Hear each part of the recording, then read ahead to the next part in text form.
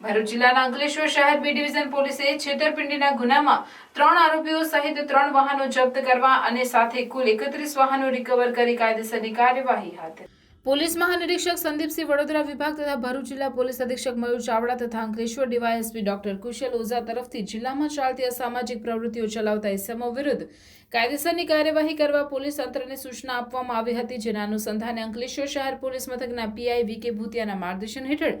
Ankleshwar B division police મથકના ગુનાના આરોપીઓ પોતાના અંગત આર્થિક લાભ માટે વાહનો ભાડે રાખવાના બહાને ફરિયાદી તથા સાહેદોના વિશ્વાસમાં લઈ તેઓ પાસેથી અલગ અલગ વાહનોના ભાડા કરાર કરી વાહનો ગીરો પેટે આપી દઈ